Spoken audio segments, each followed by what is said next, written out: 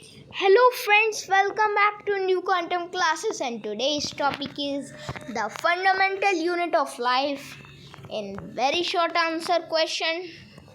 मतलब आज हम करने वाले very short answer type questions. तो मतलब मैं आपको सबसे महत्वपूर्ण सूचना बता दूं कि अगर आपने हमारे वीडियोस नहीं देखे हैं इस फंडामेंटल यूनिट ऑफ लाइफ से जुड़े हुए, तो अब तुरंत इस वीडियो का डिस्क्रिप्शन खोलिए। तो उसमें मैं क्या करूँगा, मैं आपको 1 और 2 पार्ट यानी कि जितने भी हमारे पार्ट्स हैं मैं उसमें आपको दे दूँगा लिंक, ठीक है। और मैं पहले से लिख के रखूँगा जिससे आपको ज़्यादा आपको समझ में आ जाए इजीली। तो हम क्या करना है आपको, तो आप हमारी फर्स्ट वीडियो देखिए, उसके बाद आप हमारी सेकंड पार्ट वाली वीडियो देखिए, देन आप हमारी ये very short answer type questions वाली वीडियो देख सकते हैं। और इस वीडियो में मैं आपसे कहूँगा कि आप हमारी ये वीडियो ज़रूर देखें, क्योंकि इससे क्या होने वाला है, इससे आपको ये the fundamental unit of life ये चैप्टर आपको एकदम क्लियरली समझ में आ जाएगा। तो पहले तो मैं बता दूँ ये NCERT based in text questions हैं। तो बिना कोई देरी किए करते हैं स्टार्ट। लेकिन मैं आपको और भी ज़रूरी बात बता दूं कि अगर आपने हमारे वीडियो को लाइक नहीं किया है तो तुरंत लाइक कर दीजिए, चैनल को सब्सक्राइब नहीं किया तो चैनल को सब्सक्राइब कर दीजिए, एंड बेल आइकन भी ज़रूर दबाना मत भूलिएगा। मतलब आप बेल आइकन दबाना मत भूलिए, ऐसे जल्दी से जल्दी आप हमारे बेल आइकन को दबाएं एंड आप हमारे चैनल को भी सब्सक्राइब कर दीजिए। तो बिना कोई देरी किए करते हैं start. Hello children, good evening, how are you. आपकी स्टडी कैसी चल रही है। अब today it is a third part of this video, और यहाँ पर हम क्वेश्चन बैंक आपके लिए लेके आए हैं। देखिए, मैंने फर्स्ट पार्ट में आपको सेल और सेल ऑर्गेनेल से संबंधित बहुत सारी चीज़ें बताई थी, और टाइप्स ऑफ सेल भी बताई थी, साइज ऑफ सेल्स भी बताया था। इसके बाद फिर मैंने आपको NCERT की इंटेक्स क्वेश्चन और NCERT एक्सरसाइज के क्वेश्चंस को समझाया था। अब मैंने ये डिसाइड किया कि मैं कुछ आपको वेरी शॉर्ट टाइप क्वेश्चंस समझा दूं जो 1 मार्क्स के हैं। जितने भी ये क्वेश्चंस होंगे उतने क्वेश्चंस का आज मैं वीडियो बनाने वाला हूं, ठीक है। फिर उसके बाद अगर इस स्लाइड के अंदर ऑप्शनल क्वेश्चंस होंगे तो फिर मैं उसके लिए ऑप्शनल क्वेश्चन को भी समझा दूंगा, ठीक है। तो स्टार्ट करते हैं क्वेश्चन नंबर 1 से। क्वेश्चन में पूछा जा रहा है, name the cell organelle which is termed as power house of the cell. तो पिछली वाली वीडियो अगर आपने देखी होगी तो वहाँ पर हमने स्पेशली स्ट्रक्चर ऑफ माइटोकॉन्ड्रिया भी बताया था, जिसमें DNA राइबोसोम्स होते हैं, ठीक है। तो हम सिंपली कह सकते हैं mitochondria is a simple type का ऑफ सेल ऑर्गेनेल होता है, जो पावर हाउस ऑफ सेल इसलिए बोला जाता है कि जो भी कोई भी ऑर्गेनिज्म जितना भी फूड लेता है वो उसका ग्लूकोज का सेकंड पार्ट, पहला जो पार्ट होता है ग्लूकोज जो फर्स्ट स्टेप होता है वो साइटोप्लाज्म में होता है, उसके बाद माइटोकॉन्ड्रिया में ऑक्सीडाइज होता है फूड। तो उसके केस में ATP एडेनोसिन ट्राइफॉस्फेट का प्रोडक्शन होता है जिसे हम रेस्पिरेशन कहते हैं। तो ये सेलुलर रेस्पिरेशन होता है, ये एक प्रकार की केमिकल रिएक्शन है। तो सिंपली हम बिना कुछ सोचे समझे सिंपली अगर कहीं पर भी पावर हाउस ऑफ सेल की बात करें तो किसे बोलेंगे, माइटोकॉन्ड्रिया। चलिए क्वेश्चन नंबर 2 को देखते हैं। Which part of the plant cell permits it to withstand very dilute external medium without bursting, BURSTING। तो सेल वॉल एक ऐसी सेल वॉल एक ऐसा पार्ट होता है प्लांट सेल का, याद रखना, सेल वॉल केवल प्लांट सेल में ही पाया जाता है। तो वो एक ऐसा पार्ट होता है सेल का जो बिना किसी प्रॉब्लम के हर पदार्थ को, है ना, सेल के अंदर जाने देता है या फिर सेल के बाहर जाने देता है, ठीक है। तो सिंपली हम कह सकते हैं फर्स्ट क्वेश्चन का आंसर आपका माइटोकॉन्ड्रिया है और सेकंड क्वेश्चन का आंसर है सेल वॉल। क्या है? Cell wall. हम थर्ड क्वेश्चन देखते हैं। तो identify single celled organism from the following. इनमें से अगर हम कॉकरोच की बात करें तो आपने कॉकरोच देखा होगा, हमारे किचन में सबसे ज़्यादा होता है। फिर आपका स्नेक देखा होगा, स्नेक तो बहुत बड़े बड़े भी होते हैं। मॉस्कीटो भी देखा होगा, क्या देखा हो? मॉस्कीटो। और अगर हम क्लेमाइडोमोनास देखते हैं, है ना, क्लेमाइडोमोनास देखते हैं तो, और बैक्टीरिया देखते हैं। तो 8th क्लास में आपने पढ़ा होगा बैक्टीरिया और क्लेमाइडोमोनास ऐसे ऑर्गेनिज्म होते हैं जो जिसके अंदर केवल एक सेल ही पाई जाती है। ठीक है। अब हम बात करते हैं difference between prokaryotic cell and eukaryotic cell. हमारी पिछली वीडियो में भी प्रोकैरियोटिक सेल और यूकैरियोटिक सेल का डिफरेंस दिया हुआ है। यहाँ पर केवल 2 डिफरेंस के बारे में बातचीत चल रही है। नंबर 1, साइज़ की बात करें तो प्रोकैरियोटिक सेल्स साइज़ में बहुत छोटी होती हैं, यूकैरियोटिक सेल साइज़ में बड़ी होती हैं। ठीक है। अगर हम कंपैरिजन करें, जैसे हम देखें ऑस्ट्रिच की सेल, है ना, एक सेल होती है पर एग की तरह होती है। एग अपने आप में एक प्रकार की सेल है। और जैसे हम देखते हैं जो आपका नर्व सेल होती है, ठीक है, तो नर्व सेल भी काफ़ी बड़ी होती है। इसके बाद देखते हैं nuclear region poorly defined due to the absence of nuclear envelope. मतलब यहाँ पर डेवलप्ड न्यूक्लियस नहीं पाया जाता है। और यूकैरियोटिक सेल के अंदर डेवलप्ड न्यूक्लियस पाया जाता है। Nuclear region well defined and surrounded by nuclear membrane. Okay, चलिए आगे बढ़ते हैं। What are the basic fundamental of cell? What are the basic functions of cell? Basic functions का मतलब क्या है? जो आपकी सेल होती है उसी सेल के अंदर सारे फंक्शंस होते हैं। अब हम क्या करते हैं? सांस लेते हैं, सांस बाहर निकालते हैं, ये फिजिकल प्रोसीजर होता है। ब्रीद इन और ब्रीद आउट होता है, इसे हम रेस्पिरेशन कहते हैं। ठीक है। इसमें जो भी हम फूड खाते हैं सेल के अंदर वो फूड पहुंचता है ग्लूकोज की फॉर्म में।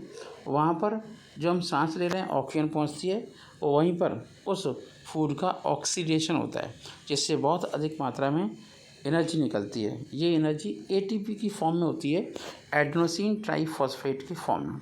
इसके बाद दूसरा काम न्यूट्रिशन, मतलब जब हम खाना ही नहीं खाएंगे तो डाइजेस्ट कैसे होगा और फिर हमारी बॉडी रेस्पायर कैसे करेगी।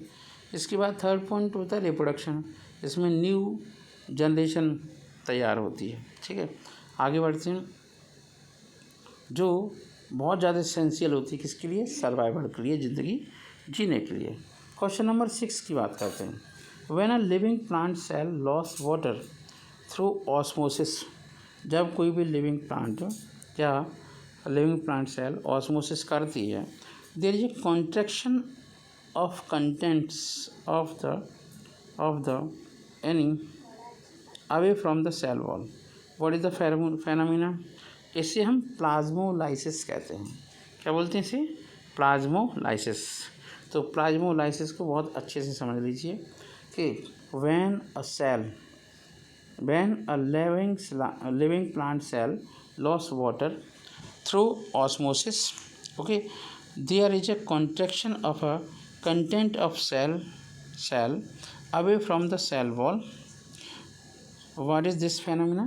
This is called a plasmolysis. Okay, next one देखते हैं। Question number 7, list the constituents of plasma membrane. देखो प्लाज्मा मेम्ब्रेन का भी मैंने डायग्राम आपको समझाया है। उसमें लिपिड्स की लेयर्स होती हैं, प्रोटीन्स होती हैं। प्रोटीन 2 टाइप की होती हैं, एक इंट्रिंसिक प्रोटीन होती है आई, एक एक्सट्रिंसिक प्रोटीन होती है। कौन सी प्रोटीन होती है? इंट्रिंसिक और एक्सट्रिंसिक प्रोटीन। ठीक है, ये दोनों आपकी प्रोटीन होती हैं इंपॉर्टेंट। अब हम बात करते हैं क्वेश्चन नंबर 8 की। Name the process in which diffusion take place through a selectively permeable membrane. अब जैसे ही दिमाग में आपके आता है सिलेक्टिवली परमेबल मेम्ब्रेन, ठीक है, तो इसके 2 मैंने बढ़िया एग्जांपल बताए थे। अगर आप ग्रेप्स को चाशनी में रख दें, शुगर की सिरप में ठीक है, तो वो ग्रेप्स पिचक जाते हैं, है ना, श्रिंक हो जाते हैं। अगर आप किशमिश को पानी में डाल दें तो कुछ घंटों बाद वो फूल जाती है। चना को पानी में डाल दें तो वो फूल जाते हैं। तो ये दोनों वर्क जो हो रहे हैं, दोनों फेनामिना हो रही हैं, वो ऑस्मोसिस हैं। लेकिन जब वाटर, है ना, ऑस्मोसिस में होता है कि movement of water from higher concentration to lower concentration. तो किशमिश के केस में तो एंडो ऑस्मोसिस होता है। क्या होता है? एंडो ऑस्मोसिस, ठीक है। और अगर हम ग्रेप्स की बात करें तो उसमें एक्जो ऑस्मोसिस होता है, एक्जो ऑस्मोसिस। अंडरस्टैंड? चलिए नेक्स्ट देखते हैं। अब हम बात करते हैं डिफ्यूजन की। यहाँ पे स्पेशली डिफ्यूजन ऑफ डिफ्यूजन बोला गया है। तो diffusion is the spontaneous movement of a substance from a region of high concentration to a region of lower concentration. अब इसका सबसे अच्छा एग्जांपल ये है, मान लीजिए कि ग्रेप्स जो हैं, तो यहाँ पर ग्रेप्स की हम एग्जांपल नहीं देते हैं। सबसे पहले हम इंसेंस स्टिक देख लेते हैं। तो इंसेंस स्टिक को आपने आग कर दी तो ये आपके धुआं निकलने लगा, ठीक है, और एक कोने में आपने खड़ा कर दी या रख कहीं पर लगा दी, तो इसका धुआं हर जगह फैलने लगता है, पूरे रूम के अंदर हर जगह फैलने लगता है। और यहाँ पर आप देख रहे हैं कोई पर्दा नहीं है, कोई प्लाज्मा मेम्ब्रेन नहीं है, कुछ है नहीं, सेमी परमेबल मेम्ब्रेन नहीं है, तो बिना किसी मेम्ब्रेन के ऐसा हो रहा है। और ये भी आप देख रहे हो कि हाई कंसंट्रेशन, मतलब जहाँ पर धुएं का कंसंट्रेशन ज़्यादा है वहाँ से वहाँ पर वो धुआं जा रहा है जहाँ पर कंसंट्रेशन बहुत कम है। इतनी बात समझ में आ गई? तो इस टाइप की फेनामिना को हम कहेंगे डिफ्यूज़न। इस एक और सबसे अच्छा एग्जांपल बताता हूँ। अगर आपने ग्लास ऑफ वाटर लिया, उसमें एक ड्रॉप कोई इंक डाल दी, किसी भी कलर की डाल दी, तो बिना कुछ किए अपने आप पूरे ग्लास में डिफ्यूज हो जाती है। ये प्रोसेस होता है continuous movement of a particle of water की वजह से, ठीक है। अब क्वेश्चन नंबर 10 देखते हैं।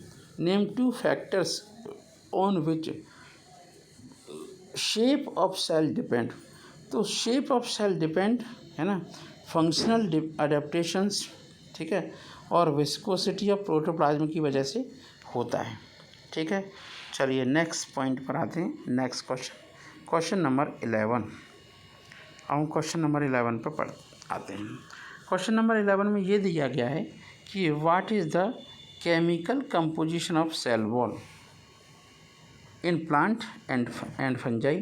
तो सेल वॉल की बात करें तो सेल वॉल में हमेशा याद रखना, प्लांट की सेल वॉल में एक तो सेल वॉल में सेलुलोज होता है, CELLULOSE।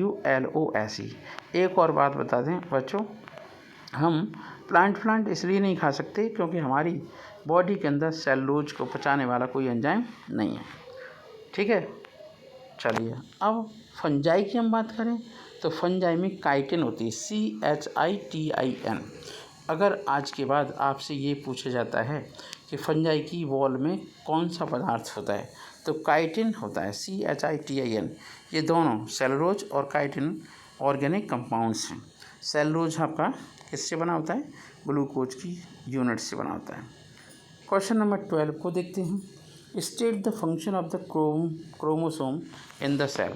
क्रोमोसोम एक जेनेटिक मटेरियल है, जेनेटिक पदार्थ, जेनेटिक इन्फॉर्मेशन को कंटेन करता है। क्रोमोसोम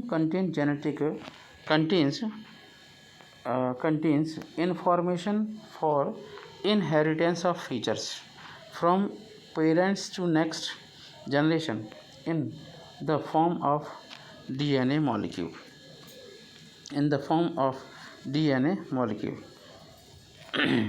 तो state the function of the chromosome. तो क्रोमोसोम का फंक्शन क्या है? क्रोमोसोम कंटेन इन्फॉर्मेशन इनहेरिटेंस, मतलब एक जनरेशन से दूसरी जनरेशन में कैरेक्टर के ट्रांसफ़र होने को इनहेरिटेंस बोला जाता है। तो ये केवल DNA मॉलिक्यूल में ऐसा होता है। तो तभी कभी कोई मैटर हो जाता है तो DNA का स्टडी की जाती है, DNA का स्ट्रक्चर चेक किया जाता है।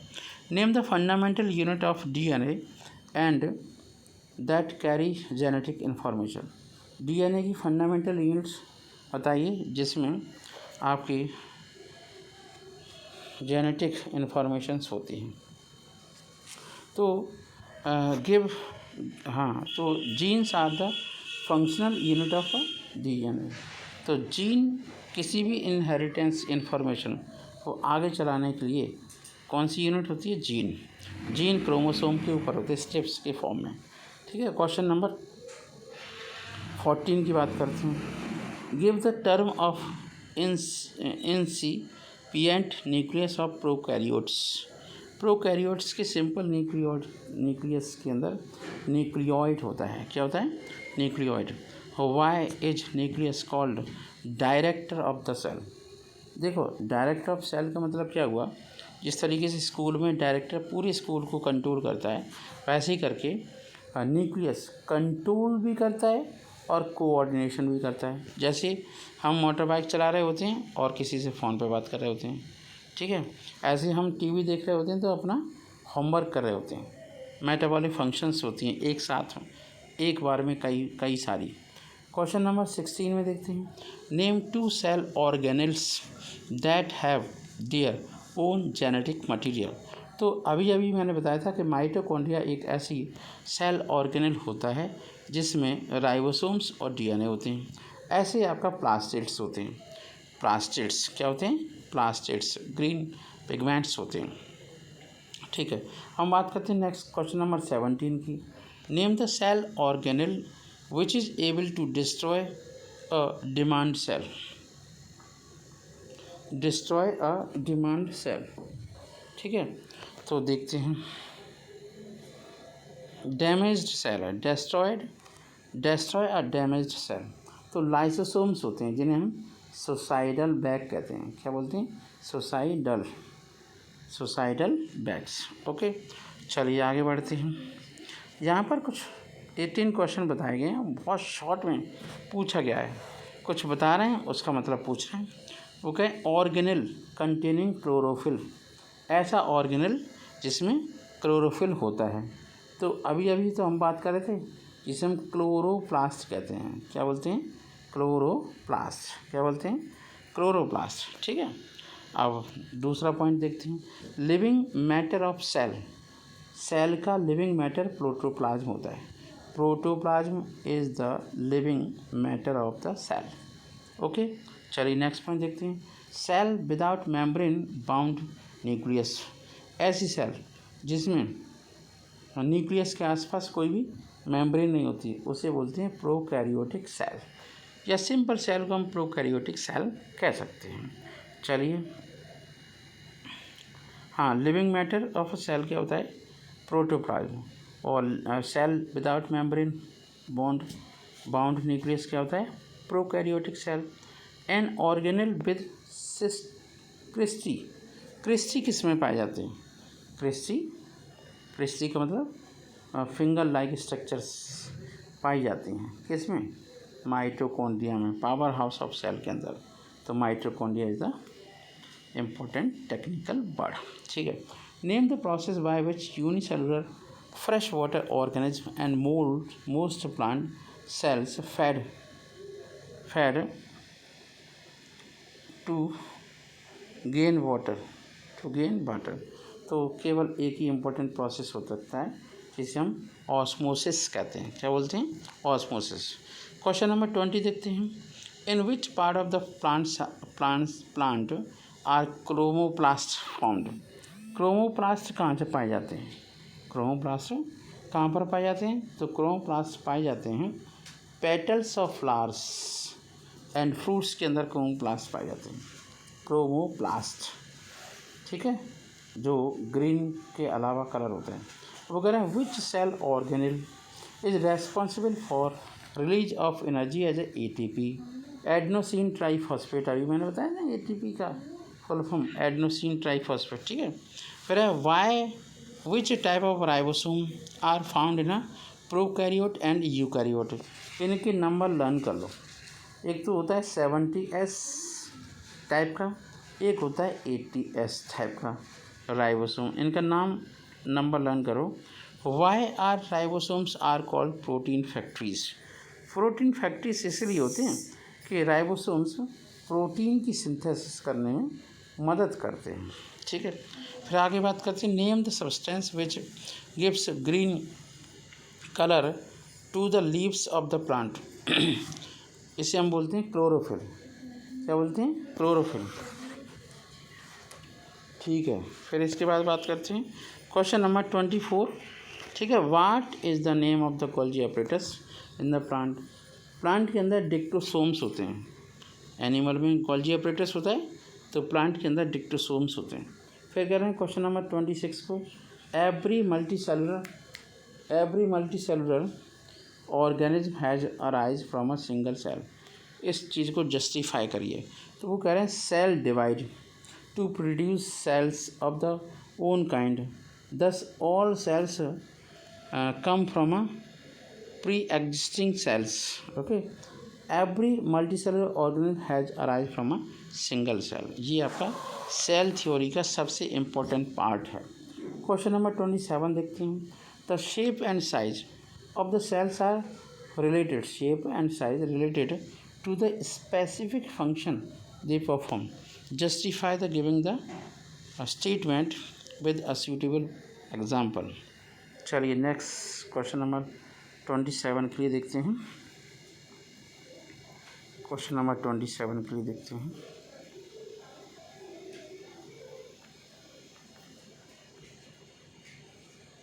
मेरा आंसर, चलिए, amoeba can change its shape to perform its function. जैसे उसके आसपास कोई फूड का पार्टिकल आता है तो अमीबा सीरोपोइडिया को जनरेट कर लेता है। Nerve cell is elongated and has a typical shape to suit its function of transmission of signals. Thus shape and size of cells are related to the specific function they perform. ठीक है, अब इसके बाद important question आया जिसे हम plasmolysis कहते हैं। अब प्लाज्मोलाइसिस देखते हैं। When living plant cell is kept hypertonic solution. जब लिविंग प्लांट की सेल को हाइपरटोनिक सॉल्यूशन में रखा जाता है तो it loses water through osmosis. इससे पानी लूज हो जाता है ऑस्मोसिस के द्वारा। देयर इज श्रिंकेज और contraction of the content of the cell away from the cell wall. This phenomena is known as plasmolysis. Okay, ये आपकी प्लाज्मोलाइसिस है।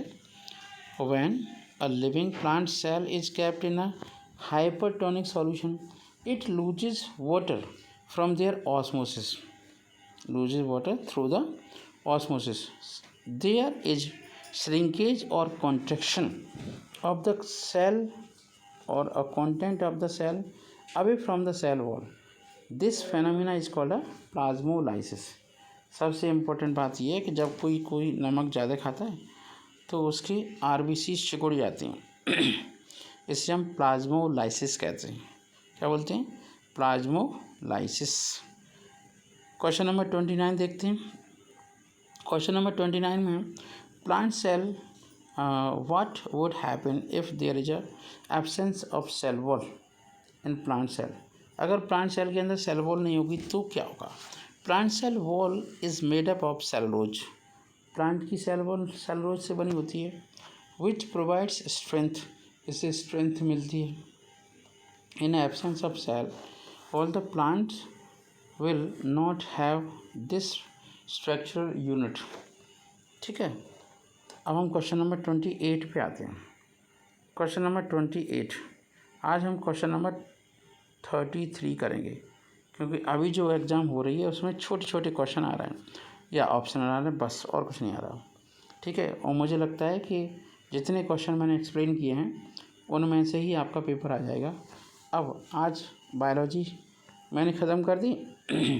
कल मैं फ़िज़िक्स 9th क्लास की फ़िज़िक्स करा दूँगा। ठीक है, 9th क्लास की फ़िज़िक्स का एक वीडियो बना दूँगा जिससे फ़िज़िक्स भी थोड़ी बहुत आपको समझ में आ जाएगी। अगर इस स्लाइड के अंदर कुछ ऑप्शनल क्वेश्चंस होंगे बायोलॉजी के तो बायोलॉजी की ऑप्शनल क्वेश्चन को भी एक्सप्लेन कर दूंगा। ठीक है, अब क्वेश्चन नंबर नेक्स्ट देखते हैं।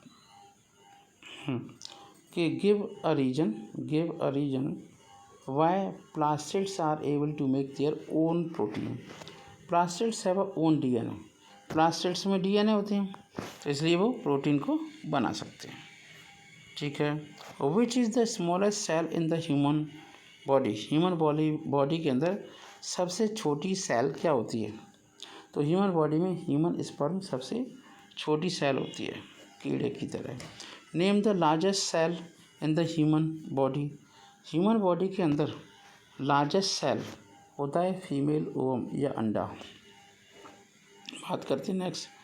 Give 2 example of organism in which single cell perform all the functions. तो नेम 2 यूनिसेलुलर ऑर्गेनिज्म। बात वही की है कि अमीबा और पैरामीशियम ऐसे ऑर्गेनिज्म होते हैं जिनकी सेल के अंदर, जिनकी एक ही सेल के अंदर है ना सारे काम होते हैं। ठीक है।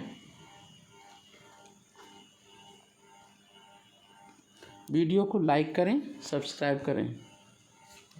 हेलो फ्रेंड्स, तो मैं आपको बता दूं कि अगर आपको हमारी वीडियो अच्छी लगी हो तो इस वीडियो को लाइक कीजिए एंड चैनल को सब्सक्राइब करना मत भूलिएगा। इससे आपको फ्यूचर में आने वाली और भी नई नई वीडियोस मिलेंगी और इससे आपको बहुत ज़्यादा फ़ायदा भी होने वाला है। एंड हमारे बेल आइकन को भी ज़रूर दबा दीजिए चैनल को सब्सक्राइब करने के बाद। तो मिलते हैं नेक्स्ट वीडियो में, तब तक के लिए बाय बाय। और मैं आपको दोबारा से बता दूं कि अगर आपने हमारे फर्स्ट और सेकंड पार्ट वाले video the fundamental unit of life के नहीं देखे हैं तो आप इस वीडियो के डिस्क्रिप्शन में उसको देख सकते हैं। तो मिलते हैं नेक्स्ट वीडियो में, तब तक के लिए बाय बाय।